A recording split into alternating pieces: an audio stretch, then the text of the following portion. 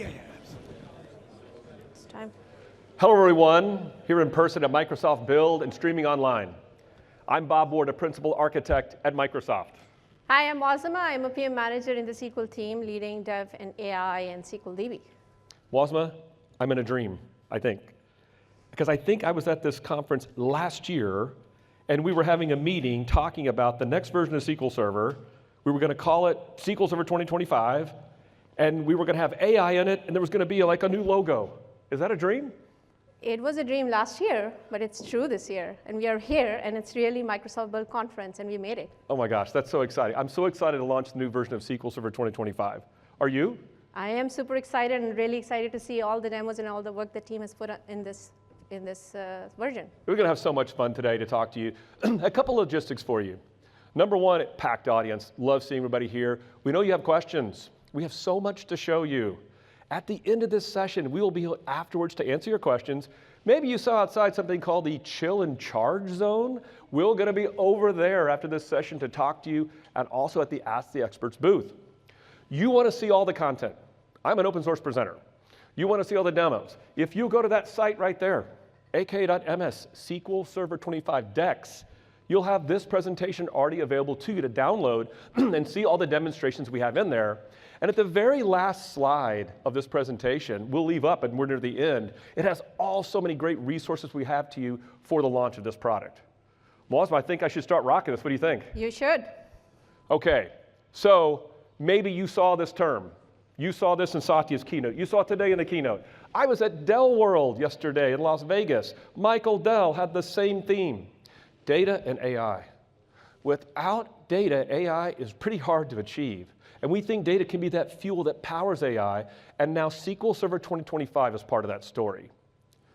Now, we just launched public preview with this fun new icon here, but somebody asked me about SQL 25 and AI and said, how are you different? What's different about SQL Server and AI? I said a couple things. I said, number one, it's enterprise ready. We're a trusted enterprise brand for customers, and we believe we've built an architecture and a set of features that make it secure and scalable. Number two, we're going to use the familiar T-SQL language. Things that you know and love are going to go power the ability for use AI inside the SQL Server engine. And number three, we're going to let you do this on premises, totally on premises, or in the cloud, or a combination of both. You're going to get to choose the AI model you want based on popular AI inferencing endpoints to support these applications. But there's more than AI. This is the most significant release for developers in a decade. And today in this presentation, we're going to focus mostly in those two areas, but we got to talk about the engine a little bit. So near the end of this presentation, we will definitely talk about some of the core features in the SQL Server database engine. Anytime I present a new version of SQL Server, I need to remind an audience of what is the foundation of where we've been. You may be on SQL 16, and you're thinking, oh, I don't even know what's in the releases between 16 and 25. And even though today's presentation will focus on what's new for 25, note all these things that you get because SQL Server is a cumulative release from these past releases. In addition, some of the things we're doing in this release are innovations or enhancements from past releases. So one thing to keep in mind when you think about SQL Server 25 and you hear about what's going on today, don't forget that especially like in the AI area, features that we're showing you work ground to cloud to fabric. So whether you're in Azure SQL or using the new SQL Server 25 or the new SQL database in Fabric, these features exist anywhere you need them. So as a developer, develop once, deploy anywhere you need it. So that consistent story is important to a lot of our customers because we realize they're not in just one place. So anytime I also present a new release to customers and to the world, I have a visual slide that I like to present. Like, what is a visual representation of what's new in SQL Server 2025? And so this exists at the top here, what I call the areas of innovation. AI being built in, and we're certainly going to talk about what does that mean in this release. An incredible set of features for developers, again, the most we've seen in a decade. And the ability to integrate your data with Microsoft Fabric through mirroring. But we still need that meat and potatoes. So we have great innovations, more than you probably actually think, in security, performance, and availability. All based on a foundation of being able to connect with Azure Arc to give that great hybrid capability and features to you, including things like managed identity authentication, Or, hey, if you've not seen it, how about the new Management Studio 21 that we just went generally available with, including a preview of a new Copilot experience. We're always going to be targeting to be the benchmark leaders. We'll always try to optimize for the latest hardware. And don't forget, anything you're seeing today works on Windows, Linux, Kubernetes, and containers. So speaking of Management Studio, we're going to show you a little bit of a demonstration today in our demos with SSMS. But if you haven't seen this announcement, get ready. So 64-bit, a new installer experience, a Git experience, and the #1 requested feature, dark mode. Yes, dark mode is finally here. So yes, I'm not going to use dark mode today, but please download this today and start using it. I love the features of new SSMS 21, including a new migration assistant built into SSMS for Azure. Okay, let's focus a little bit on AI built in. Some of the team members we have are in the audience today. Muazma's backstage. I can't let them down. They are my mentors in AI, so hopefully I'm going to do a great job of explaining why AI is built in. So I thought to myself, if we're going to go present what we're doing, we should first talk about what are we trying to solve? Like, why are you doing something like this? And #1 out of the gate is smarter searching on your existing data. You're going to see that in a demonstration of what that actually means. Some of our customers have seen that demonstration and said to us, you know, I like this vector searching concept. That's what we're going to show you. Maybe I'm going to bring in other documents and text into SQL that I did not have before to provide a more centralized searching experience. Now, in SQL Server 25, we're not trying to go build AI agents or RAG or intelligent assistants or a whole platform of AI. We're going to provide the building blocks to connect to them, to empower you to go build those applications with your data, co-located with your data, in a very secure and scalable fashion. The #1 thing customers ask for us about SQL Server and AI is make it secure. And I think you're going to see today we're going to actually achieve that for you. And then I would love to use a language I already know. So extensions to the T-SQL language exist to provide all these capabilities, and you're going to see what we're doing here in a second to make those features possible. Okay, so if you think about the AI application wave that's happening, this slide used to just say RAG on it, right? Now today it's agentic RAG. So the #1 thing out of the gate we're going to provide as being built in is vector searching. We're going to become a vector store. We'll talk about the feature set, we'll visually show you how it works, and we show a demonstration of it. But #2, don't forget that AI applications and agents can actually go generate and build structured queries, including the new model context protocol type scenarios, right? So SQL can become now that tool for AI agents to go get data, either for vector searching or even through just normal structured queries. And then we don't believe that we support just RAG patterns, we call it operational RAG. Why? This is not a separate vector store that's sitting outside the SQL engine. The vector store is co-located with the data, so now your operational databases can participate in this AI pattern. So you have to have two different stores to actually perform the things you see on the left-hand side. So what does the feature set actually look like? So think about this. Think about building agentic RAG patterns inside the engine. We call it AI Enterprise Ready for a reason. It's because of the fact that what we've built is a model using the following features.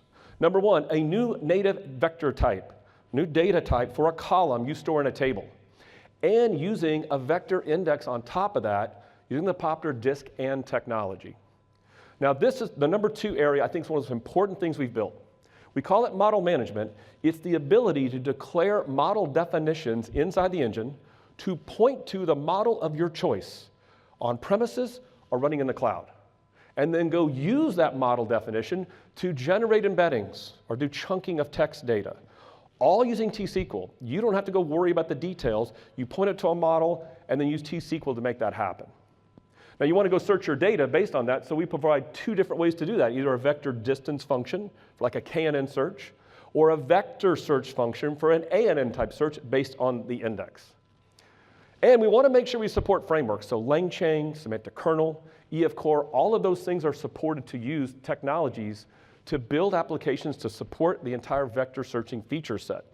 And notice these icons right here. This is one of the beauties of what we're supporting. We're going to support Azure AI Foundry models. We're going to support OpenAI compatible models, and even the popular framework 𝗦𝗲𝘀𝗀𝗻𝗂. So let's look at a visualization about how you might put this together. I'm a visual person. I'm an architect, right? I should build architecture diagrams. So look at this diagram in the middle. The dashed lines you see in the middle represent the SQL Server engine space. It can be the data you store with an existing table or the actual SQL Server process. Now, why is that important? You see on the right-hand side a list of icons that represent what we call AI inferencing endpoints. Notice that the models underneath it, and there's a wide range of models that are possible, don't reside in the engine.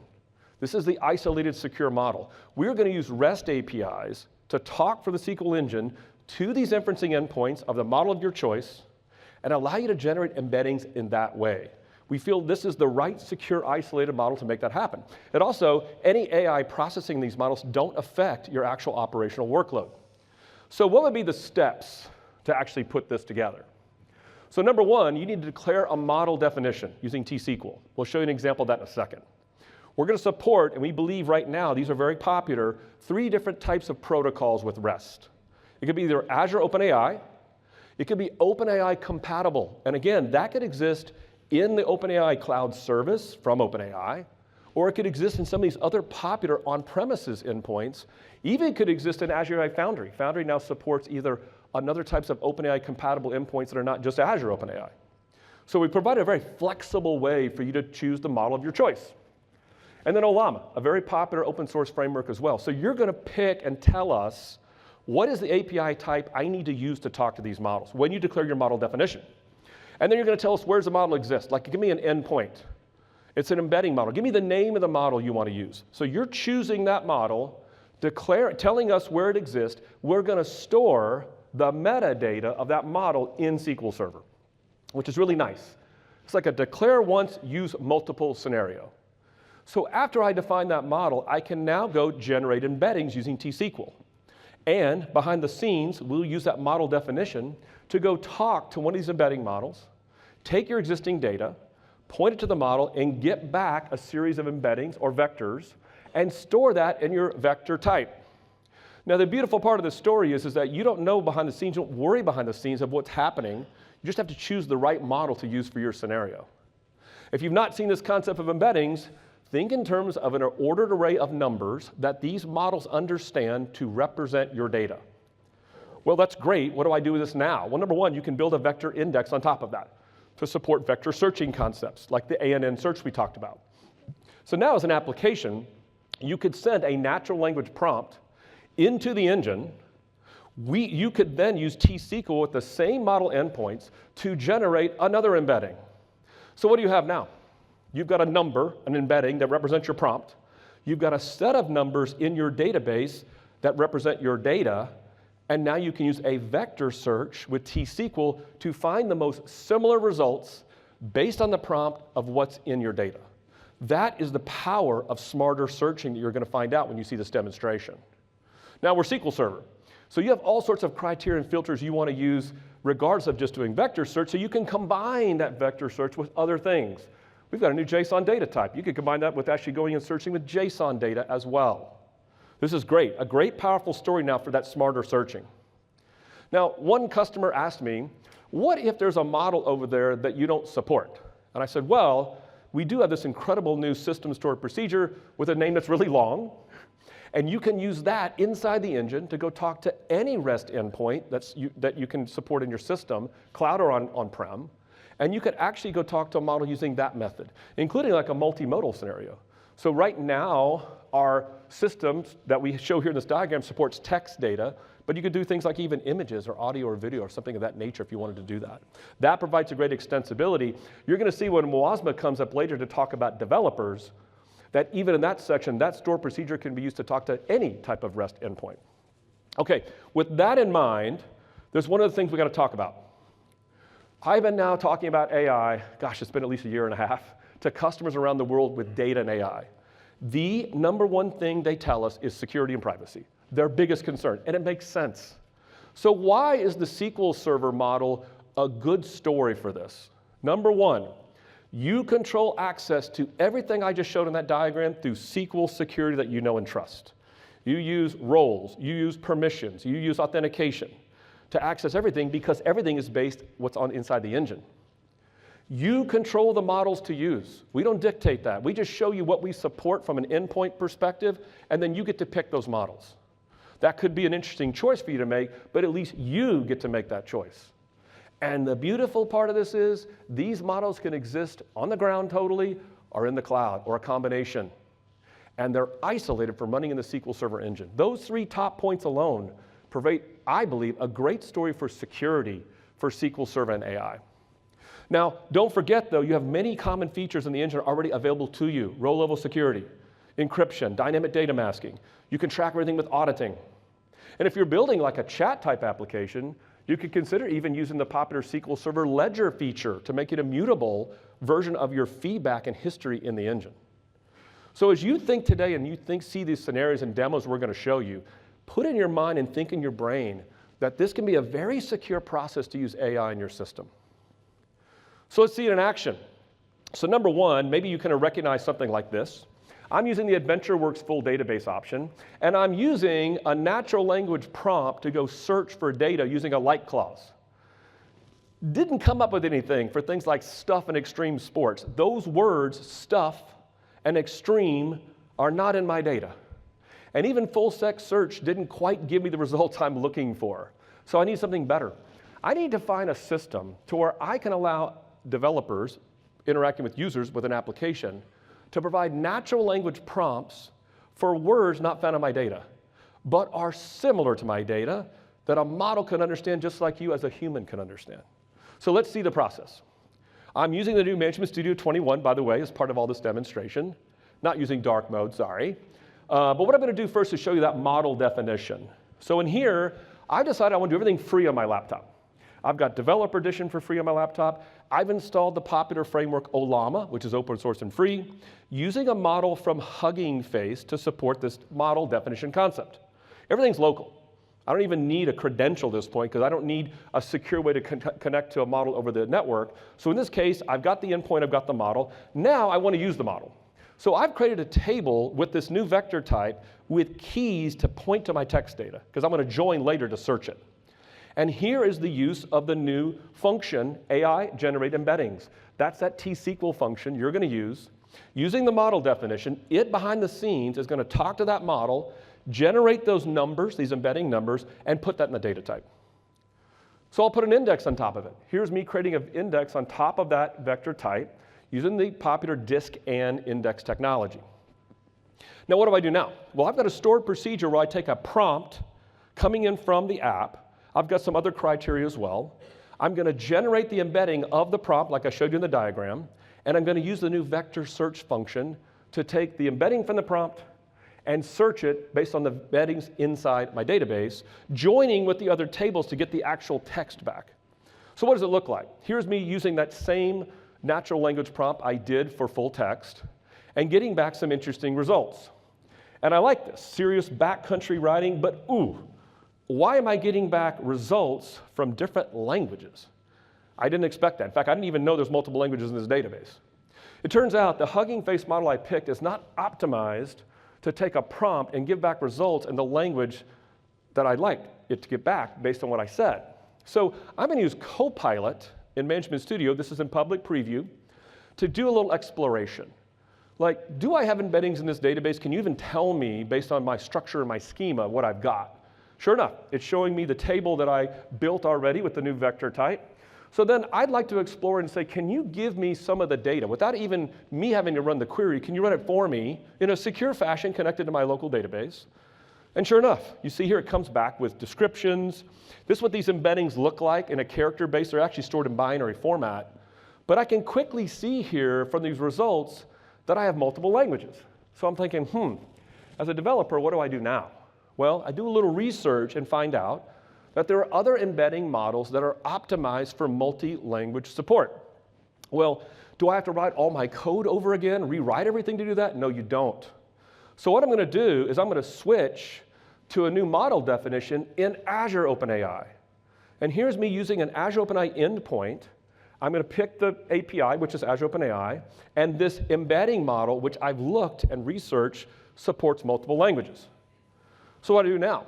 Well, I need to regenerate those embeddings, but it's pretty easy. I just point to the new model definition and do the same code over again that I did to generate those numbers.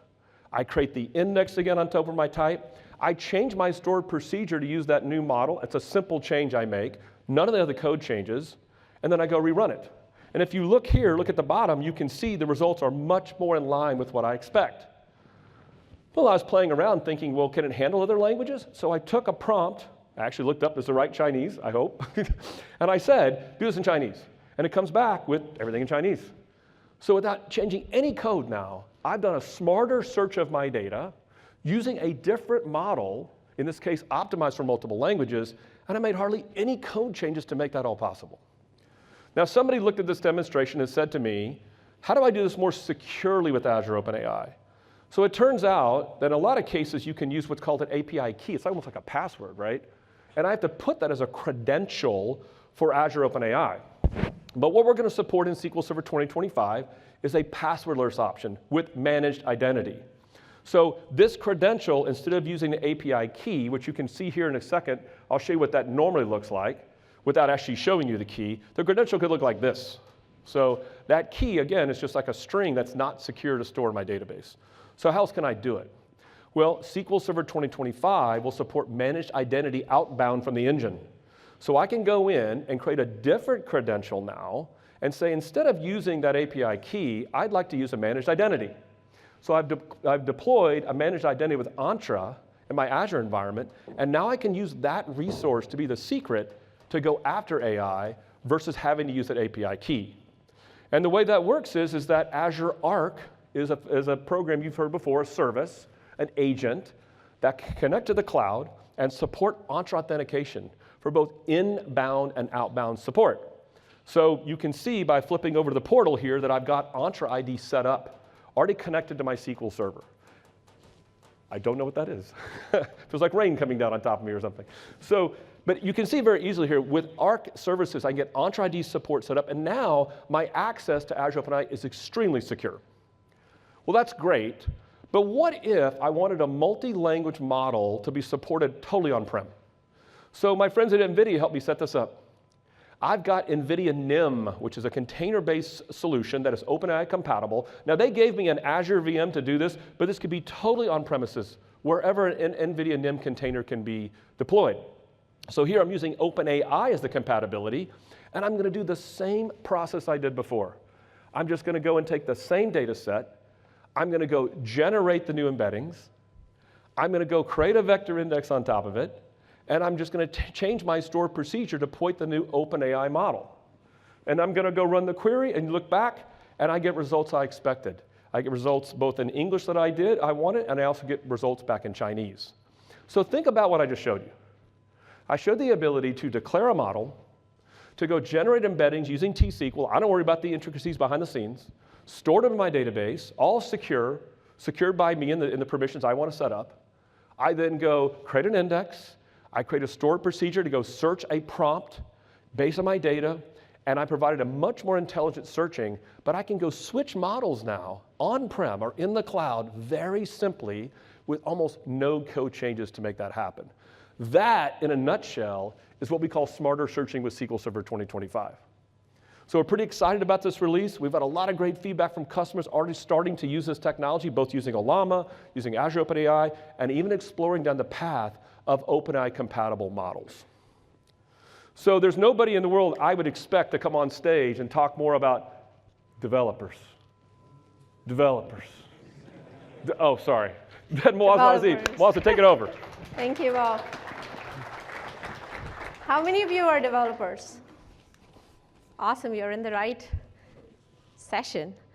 So as Bob showed you the AI built-in, I'm here to talk about some of the latest and greatest developer features. Bob mentioned that this is the most developer-heavy, filled with developer features in a decade, and that's really true.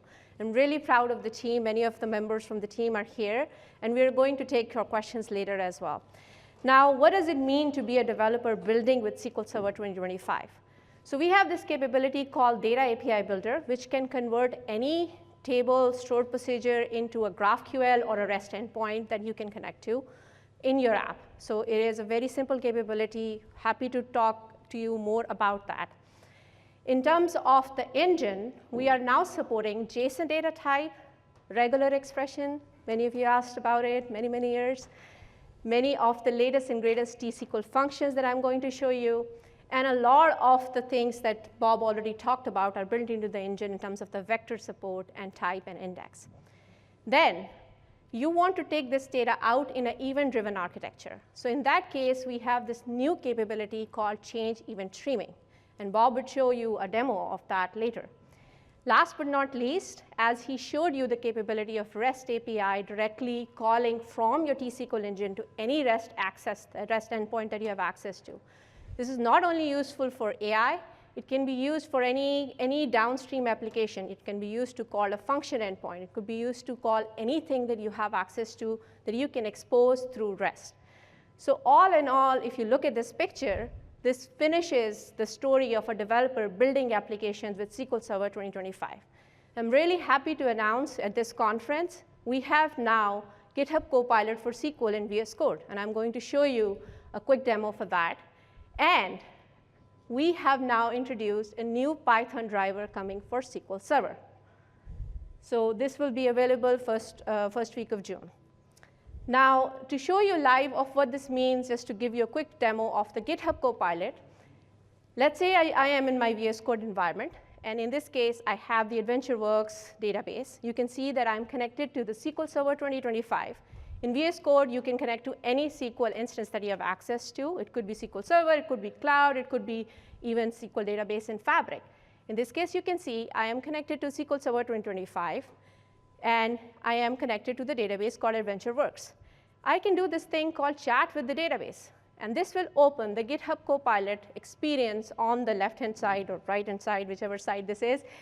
And here, it has the context. That's the most important thing. It is not the generic Copilot. It has the context of your database. It knows that I'm connected to AdventureWorks. It knows my table and my schema. And I can go in now to write a prompt. A prompt could look something like, give me the embeddings, the same thing that Bob showed you earlier, to find out where are my product data, what are the descriptions, and what is the, give me a SQL for that. And in this case, it will go in. It knows the table. It knows the structure. It gives me the exact query that I need to run to get those embeddings out. I can just simply click on that, move that over to VS Code, and run it. And right in the same window, I can see the same result that Bob showed you earlier in the AI demo. It looks about right. The product descriptions are there, embeddings are there, everything is good. Now, just switching gears as a developer, you don't only need help to write better SQL or something about your data. You can also write code. So this GitHub Copilot has the same capabilities with the GitHub Copilot that already exists. But in this case, now with SQL context. So I can go and actually ask a prompt like, give me example code with semantic kernel, which is a framework to use to build these agentic RAG applications. And there you go. It gives me the entire C# code of how I can actually build an application using C#, using semantic kernel to connect with my database. It gives me how to actually start the semantic kernel, how to actually call that. It even builds the connection for me, and gives me a sample query to run as well. So with this GitHub VS Code extension, part of the latest MS SQL update, now you have GitHub Copilot built into it, which has SQL context. So we think we are enabling developers to build applications which are more contextualized into their data. So you can actually now build all the applications that Bob showed you from AI side, JSON, any of the capabilities that you really want to build applications with. Now we're also adding the standard developer edition without license. So you can now take, yes, you heard it right. We have the now standard developer edition that you can take the enterprise-grade applications for dev and test environment, and it is coming license-free, so no cost for you. You can go ahead and download this today and test out all the features that we are just showing you in this session. So really, really happy and really, really great to see what you're going to build with all the features that we are sharing here. Switching gears in terms of JSON. I have, this is in our private preview, one of the most used features after the AI features. Before SQL Server 2025, the JSON support that we have was basically varchar based. So it was not a native type, it was varchar based. So anything which is varchar, we also provided a few functions for you to actually work with that JSON data. Now, as of SQL Server 2025, we have the new and enhanced JSON native type. It's the binary format. SQL Server Engine really understands it really well. We've spent a lot of time to perfect it in that sense that it's best for SQL Server applications. We also are introducing JSON index. So I'm going to show you a demo for that. And then a bunch of functions that you need to actually use when you're building applications. So now as a developer, your payload, which is coming in as a JSON type, it can be any applications, you can store natively into SQL. Yes, we are bringing NoSQL inside of SQL using JSON type. So this is something that we believe as a developer, you can build a lot of great applications and natively work with that data as part of your SQL queries, as part of your code, and a lot of support that we are building for our drivers, for anything in the ecosystem for JSON as well. So let's see this in action. So for the native JSON type, I have a simple database here. In this database, the first thing you will see that I have a table called orders. And this is coming from, let's say, my CRM system, where my orders are coming in a payload where there is JSON data. This is the new field, order info, which is the data type JSON. Now, the first thing I'm going to do is go and insert in JSON type. So just to show you really that it works, this is a JSON format. And I'm going to just go ahead and insert that data in the table. The next is a simple function called JSON value, which just gives you any value as part of the JSON document. In this case, I'm looking for the account number. And here I have it. As part of the JSON document, there are 2 account numbers that you can see. Again, I'm just going to dump all the JSON values here. You can really see that this is the JSON document, JSON format coming from the application. We have added a new set of capabilities for aggregation. So in this case, what I'm saying is, give me all of the JSON values as an aggregate as one document. So it is basically aggregating all of that using the new function called JSON array aggregation. You can also do a lot of key value type app operations. This is the key thing that we hear from customers, be it chat history scenarios, any of the scenarios that you want to store natively in SQL. Now you can do that here. And here I'm using the object aggregate as a key value pair, extracting it from your data. Next, what if you have to update? So I'm going through a lot of the functions. What if you have to update a value in JSON and really get to an attribute? So in this case, you see there are 2 quantities. Order ID 1 has 1, and then quantity is 1. I'm just simply going to go and do modify and update that quantity to 2. And there you have it. With a simple JSON value, the quantity has been updated. You can imagine to do this for nested JSON, for a very complex JSON payload. It doesn't matter. Now we have all the capabilities that you can now natively do as part of the SQL engine. I did not have to go anywhere else, do this ETL job, fix that in a way that it can be stored. It can be natively stored in SQL, and you can operate directly with T-SQL. Next, I would like to quickly show you the JSON index. So how do you performantly actually take this data as part of your query pattern? So in this case, again, the same kind of the CRM system. I have the contacts. And then this table, I have, this is the way you're going to go and create an index. The JSON index syntax is pretty simple, straightforward. I'm going to go ahead and create a JSON index called JI contacts. Once it's created, I'm just going to show you that I've inserted a bunch of records. This is a nested JSON document. So it has multiple hierarchy inside of it. So in order for that kind of complex documents, you want to effectively search the document using the JSON index in this case. Now just going ahead, looking for a particular name. In this particular JSON document, I have a field called tags. If you just basically, just to show you what the data is there is a name and certain tags. What I'm looking for is a particular tag called health and wellness, which might be nested really, really deep in this document.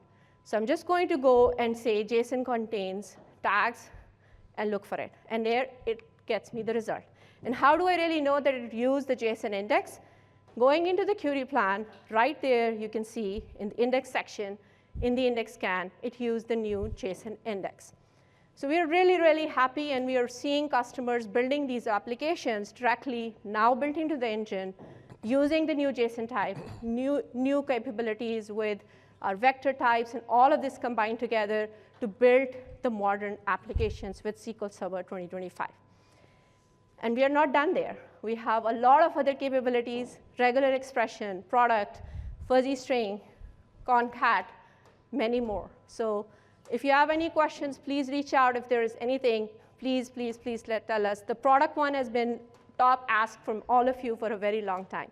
And we're very happy to say that now we support that as part of the T-SQL engine. Next is the event-driven architecture support. So we have supported change data capture and change tracking for a very long time in SQL Server engine. What is this thing called change event streaming? This is to actually support your data-driven architecture in terms of when it comes to events. You want to take an action downstream of SQL Server based on a change in data. And what is the main change here, and this deck is available for you to go and take a look at it in more detail, it is IO-less. It does not have any impact on your primary load. We basically take that off from air and then give you an architecture which can really scale as your data scales. The other thing to note here is this is completely near real time and push-based. It's not pull-based. So basically, it's pushed from your system out. It's not somebody who's pulling in the data and looking at any changes. So those are the main two differences of how it differentiates from the existing capabilities that we already have in change tracking and CDC. And in order to see this in action, I challenged Bob, because he was learning AI, and he has known SQL and has taught me SQL. So I was asking him, can you build something with both of them together? And can you really do that? I don't know, I'm going to try. You did challenge me. You say, we are at a conference talking about AI, and you're a SQL person. So you said to me, if it's event-driven, could you build an AI agent application? Yeah. I'm going to show it to you. Let's see it. Let's see. OK. So here's my thinking. Like, change data tracking has been amazing, right? But with this event streaming architecture, especially going to Azure Event Hub, I thought to myself, is it possible for me to go set this up and solve like a real world problem? So like order is a very typical type industrial problem people talk about. So I thought, OK, if I have order information, including shipping information, could I feed that into the cloud, have an AI agent using like tools to its disposal, solve like a shipping delay problem? So that's what I'm going to go do. Go, do it. OK. Let's see. So here I am. I'm inside Management Studio using new syntax to enable change event streaming in SQL Server 2025. So I enable it in my database, and I created an orders table to kind of just represent this scenario. Here's orders, here's the customer, here's estimated ship date, quantity price. And now I've already set up Azure Event Hub in this case in the cloud. So all I needed to do was put in this T-SQL a pointer to the Event Hub itself. So I have like this URL location where the Event Hub exists. I had a credential I've already supported and built for this. And now I just need to enable in SQL Server that table. So enabling this, anytime I make changes now in SQL Server, like inserts, for example, they'll be fed into Azure, pushed into Azure NHub for me to go receive those changes. This is using some stored procedures just to make sure everything's set up actually correctly and ready to go. So I thought to myself, OK, if I've got this ready to go, I want to do a test. So I'm just going to do a quick insert into orders as a test, go and look inside SQL Server first, based on some DMVs to say, is this actually feeding the system? Are these changes getting pushed into Azure? And sure enough, it's like a log or history to show me what do these changes look like. Now, I love this Data Explorer in Azure Event Hub, because I can go in here and just kind of explore. This is all JSON based on a protocol called Cloud Event. So Cloud Event gives me some header information about the changes being pushed in. Things in here like the source, the date, time. You'll notice in here in particular, there's like an operation even. So in the case of an insert, it'd be INS. It could be an update. It could be a delete I'm pushing in. So you see the operation there. Then the data section is our data. That's the custom part of SQL Server, giving me schema information, information about the columns, the types, then the actual values, the column names, the data, and so forth. So all of that to put together in an actual test. So it's very easy for me to kind of get started and see how this would work. So that's fine, but how do I build one of these agent applications? So what I'm going to do is use Azure Functions. Azure Functions is very easily allowed in the cloud to go in, accept streaming coming in from an event hub, take those events and process them in any way I want. But I also thought to myself, can I go into Azure AI Foundry and build an actual agent, like a shipping agent?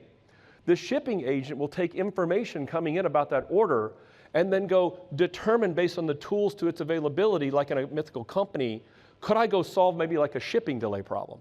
So I thought to myself, I'll put functions or logic in Azure Function itself to go, if there's a delay, go call the agent, see if it can help me. So I thought to myself, how am I going to build this thing? I could call my friend Drew, my friend 𝗦𝗽𝗲𝗍𝗂. I use GitHub Copilot. So GitHub Copilot, help me go build an Azure function to go accept this event from our event streaming, and I kind of showed it the schema, and it helped me do this. Like, here is the code to actually go accept in a sequence, in a loop, hey, go trigger me, not in a loop, it's a trigger, go trigger my event when these things come in from the Event Hub itself. So this is all JSON based, right? So GitHub Copilot helped me build code to go parse out that thing I just showed you. All the headers, all the information, things like the operation we mentioned here, but also I want to see the actual data itself. So providing schema about what's in that event, GitHub Copilot was easily able to help me do this, to go build out, and first what I want to do is maybe just dump out what's in the data section. So all those headers and all that fields are in there, but eventually I need to like parse out the actual data, like the data section, like what's the row look like. So for an insert, I know it's an entire set of data coming in. So each field I'm going and putting into a variable to decide what to do. And I told you I want to solve a shipping problem. So look here, I'm going to say, you know, if it's over 30 days, I'm going to go look at the data, the actual date and estimated ship date. If it's over 30 days from when I bought it, go call my agent. So this check shipment code allows me to go do that. So if you kind of scroll down a little bit further, you can see what this code, and again, GitHub Copilot helped me build this logic. Because I said, I want to go call this agent that I have. And so it allows me to go take these fields in, go set up a prompt to go call the agent, passing in this data, and then giving it a system instruction to say, based on the tools you have, can you go help me solve this problem? Maybe it's going to, I don't know, call the customer, or contact the customer, maybe help change maybe the shipping provider that's going on. So I thought, okay, this is great. I'll run this and see what it looks like. So by feeding in a test, you can see what these are going to look like. So this is kind of like what the output is going to be when I run this in the Azure function. So I'm going to go over here and insert an actual orders from Vandelay Industries. I'm waiting for the laughter. Come on, Seinfeld fans, where are you, right? So sorry. I always put Vandelay Industries in my demos. So anyway, so I'm feeding in this order that's coming in from this customer. And you can see here in my code, I'm just dumping out first the things you saw in Data Explorer. But here's where I'm kind of dumping out some of the more interesting information about the data. The column names, the schema, and then the actual data itself. And then notice I'm dumping out that we have a shipping delay. I need to call this agent, which is great. Now, the agent gets called asynchronously. It comes back with a response, and it looks something like this. It's actually analyzed the shipment and was able to turn around and use a different shipping provider behind the scenes, contact that shipping provider, change the shipping information, and even notifying the customer. So think about this event-driven architecture now. I'm not affecting operationally what's going on in SQL Server at all. Because this is all event-driven, I don't have to do the I/O that CDC requires to go pull data out of SQL Server, go put it somewhere else, and then have another event-driven architecture. I've done all of this I/O-less outside of SQL Server and driven all this in the cloud to help the shipping problem. So we're excited about change event streaming and all the different possibilities it can support for our customers. So that is kind of a wrap up of what's in the developer section. Again, we're very excited for developers. A lot of great feedback we've already been receiving in our private preview. And even just yesterday, seeing some of the comments people have said about what's going to be in this release, I can't wait for you to try to download the public preview yourself and start digging into this. So let's kind of finish the rest of this section and talk a little bit about some other features in that areas of innovation for SQL Server and talk a little bit about the core engine. So if you've not seen Microsoft Fabric mirroring before, without getting into details about just what the fabric is, imagine now you taking the ability to take and replicate changes out of SQL Server into the Microsoft Fabric in a very seamless way. We've already announced the general availability of Azure SQL Database and the public preview of Managed Instance. Here at Build, we're excited to announce the public preview for both SQL Server 16 through 2022 to support Fabric mirroring, but also now SQL Server 2025. So anywhere SQL exists on-prem and cloud, you can actually mirror that now into Microsoft Fabric. Also notice in the diagram here that Fabric databases, SQL databases and Fabric already is automatically mirrored. So think about those really rich scenarios where you can kind of unify your entire data platform by using Fabric mirroring. So if you think about the engine and what we're doing and enhancing the engine, it is a lot. We have some 40+ features that we put inside the SQL Server engine.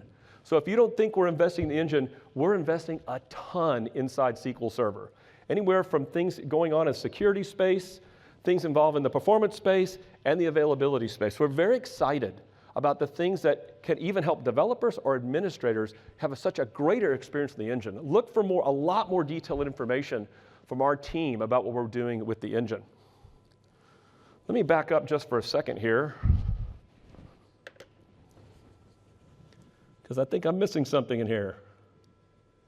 Okay. Yeah, a whole section is outside this deck here. I'm not sure why, but I'm going to go find it.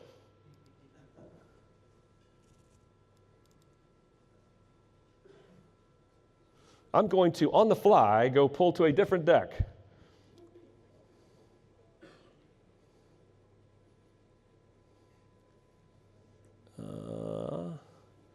There we go. All right, there we go. That's called flipping on the fly, right? So not just those 40+ features, but I want to kind of dive a little bit more about what some of those engine features actually look like, the ones that I would call out. And number one is improving concurrency. So you as a developer want to make sure that when you're actually connecting and running queries against SQL Server, that what you're doing can be concurrent and highly available without a lot of different involvement from you and your code. You don't want to worry about locking. You want to worry about TempDB.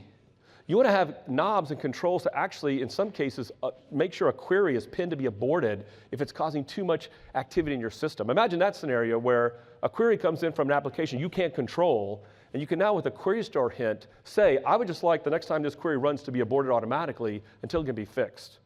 Or enhancements to intelligent query processing, or column store indexes, and the ability to now run query store on read replicas totally in a production environment. And if AGs are your thing, if availability groups are something that's really critical to your organization, there are a dozen enhancements now to availability groups to allow you to, number one, get a much more reliable failover experience, to have really deep, rich AG tuning and diagnostic capabilities, and for the first time ever, full backups, full database and differential backups on secondary replicas. One of the most requested features for AG users that we've had in our release for quite a while. All of that adds up to some really rich performance and availability features in the engine.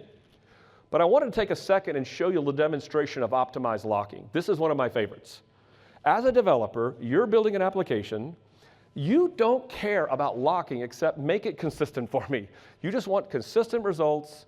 You want things to work well in your application, but you're really tired maybe of some of the intricacies of how locking works that affect the delay and concurrence of your app. So imagine this scenario right here. I've got AdventureWorks, this application here. And what I'd like to do is run a batch of updates to kind of show you how locking works. So in this particular case, I'm not using this optimized locking feature. And just by running 2,500 updates, you can see I have a lot of locks, a lot of key locks that have been acquired. So what happens, and maybe you've seen this in your system, if I go, I'm going to roll this back just to show you kind of how locks can build up. But if I roll this back and now I want to go do 10,000 updates, what happens? So run 10,000, I hit this trigger, this limit, to do what's called lock escalation. And all of a sudden now I've locked the entire table. So by updating 10,000 rows, somebody else could come along and run an update, I don't know, like this, that is not part of my 10,000 rows, somewhere else in the table, and they're blocked. They're blocked because of lock escalation. And you can see in this particular case the blocking that comes from that. So you don't want this anymore. You'd like a scenario where I don't have to deal with this lock escalation problem. Come along, something called optimized locking. So by turning this feature on in my database, this is on by default, by the way, in Azure SQL database, but in SQL 25, you turn on this option and go back to that same scenario. So let's go back and update 10,000 rows. Let's go do that. And then let's go back and now try to go see what locks we have. We have something, oh, what is this? Something called a transaction lock. It's a new type of lock we've introduced to provide things in a much more concurrent environment to avoid this lock escalation problem. Because I'm using this transaction lock, I can then go run this other update, and now I'm not blocked at all because it's a different transaction lock, and it doesn't conflict with the previous one. This is groundbreaking. This is game-changing for developers to not worry about these lock escalation scenarios now, and you didn't touch your code. You just turned on this option in SQL Server to make this happen. The other scenario we've seen, even with this on, is you could be running different updates in your system, and for us, and the way we try to go find your data in the system, by finding the values to go update, you could acquire a series of locks and block the other user. So, when you have read committed snapshot on with optimized locking, you're going to get something called lock after qualification. Let's see what that kind of looks like. So I had it off before. In fact, sorry, I'm going to show you what it looks like when it's off. I'm going to turn it off for us to show the behavior. I'm running an update for a specific purchase order number, but because of the way that update works and its plan, I'm going to be acquiring locks along the way. In fact, I can go look at that locking behavior. And somebody else is going to get blocked because of that. So what I'd like to do is to make sure two different updates don't block in this scenario. So here is me, you see the different types. These are still transaction locks, by the way. So even with this new transaction locking scenario, I can run into this blocking problem. So that's kind of like disturbing. So what I'd rather do now is turn on read committed snapshot on with optimized locking together. And because we're using versions, and as you're using snapshots and versions, we can support this concept to where we don't have to acquire those locks. So let me go in and update that order like I did before, and then go and run it, and then go run my other update, which again is totally different than this. You can see here now that I'm acquiring these exact locks together, and they're compatible. They're not blocking each other. So by turning on read committed snapshot along with optimized locking, I've now avoided another scenario where my app runs and is not concurrent with each other. So two situations. One, I'm avoiding lock escalation now by turning this option on. So I'm not blocking because I'm updating certain number of rows. And number two different updates running in different parts of the table. Just because of the way locks would be acquired, I'm now fully concurrent. So for developers, this is incredibly game-changing. It exists in Azure SQL today, now in SQL Server 2025.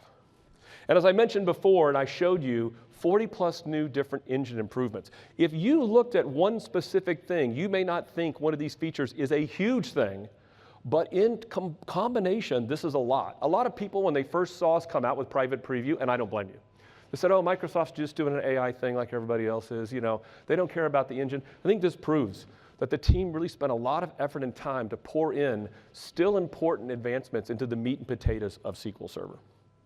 So Muazma, I'd like to bring you back out here for a second. You know, we talked about that dream sequence, right? Yes. And I'm not in a dream. This is really real, right? We're really here. Real.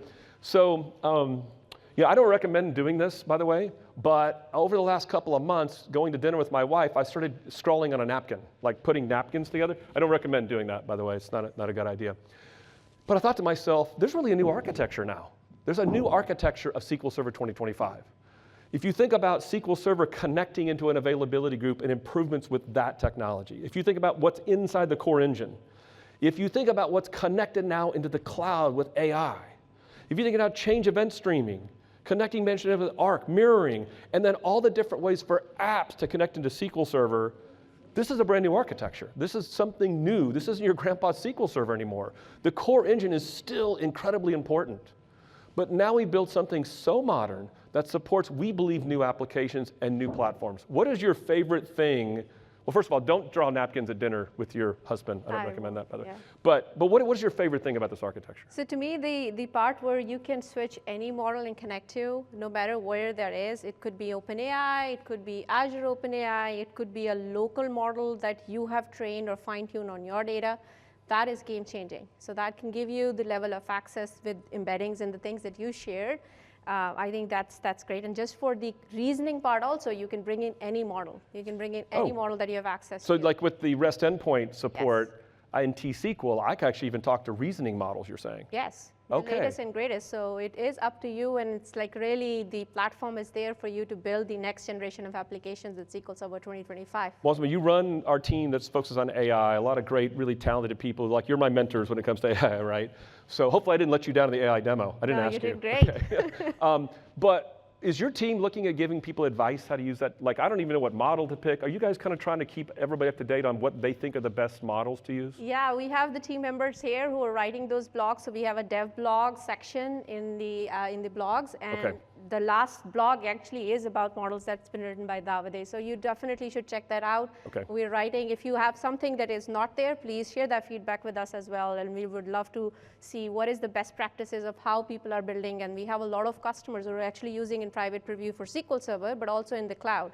So we are learning from those patterns. So not just the building blocks, but also our advice on what we're seeing customers use and so forth, which kind of brings me to this. We actually have some customers. Yeah. So a lot of customers during private preview. It's the largest private preview we've seen in a while, coming into using SQL Server, giving us feedback. And you can see even here, Kramer and crew actually starting to use that Gen AI technology. And our team working directly with them to give them advice about models to use. But notice here, Mediterranean Shipping Company using chain event streaming and fabric mirroring, and even Intane, even like a core engine. And a lot more other customers that are out there using private preview giving this feedback. So it's been a great experience for us, and public preview is going to give this amazing, now I just can't wait to see it. Like, I want to see the download numbers next week, because I've already seen the reactions we've gotten from customers even yesterday with our announcements. So as we conclude here today, as we said to you, we're going to be staying afterwards, and we're going to go in the charge and chill zone to go talk to you about SQL Server 2025. I'm also going to go to the Ask the Experts. Muazma, I'll be there as well. Our team is going to be there. But look at all these resources. So first of all, go where it says get the decks. That is this deck. It's by the way, it's the real deck, not the one I shortcutted on you, had to switch over. So SQL Server 2025 decks has all those resources. Where opens those presenters? You reuse that content and show it to your colleagues. Look at our blogs. We have a new set of blogs that we've actually published from the team out there. All sorts of things, and you're going to see us in this summer start adding to that story. If you want to download it today, get SQL Server 2025. Pull it down. You can run Standard Developer Edition and try that out. You can run Enterprise Developer Edition or even an Eval Edition. A great set of documentation. We have some of the best document people in the world. They did an amazing job putting our docs together. I built some demos, Muazma. So here's SQL Server 25 demos. Some of the things you saw today in our presentation are in a GitHub repo for you to try step by step to see some of these features. If you are in the public preview and you want to give our team feedback, use the SQL feedback site. Go in there and post about an issue you found or something you run into that you think we should improve.